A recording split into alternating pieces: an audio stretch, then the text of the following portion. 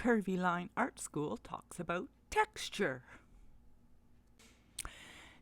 Texture is all the different marks you can make with your pencil or your media that you're using.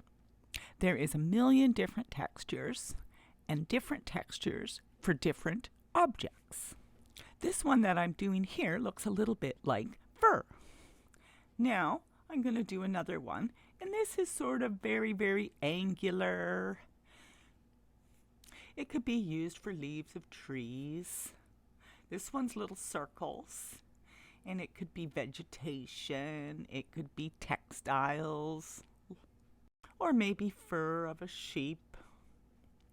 Now this one here is very straight, maybe boards of a fence. Now this one's very smooth, something that's very velvety. All these different textures create a more interesting drawing.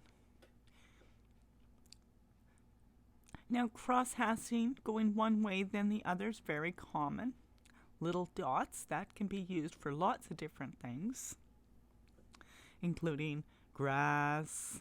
This one here, little wiggles, little squiggles.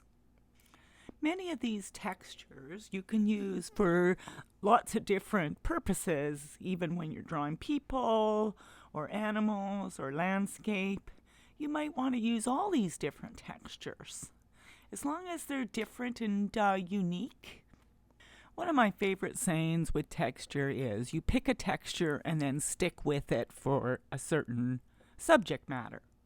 So if I'm doing grass and I pick a texture, so all my grass in the picture will be the same texture. And then the trees and tree trunks could be different textures.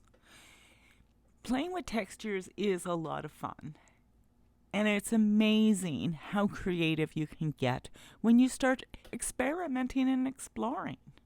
So my favorite thing to say is try it, do it, have fun, be creative.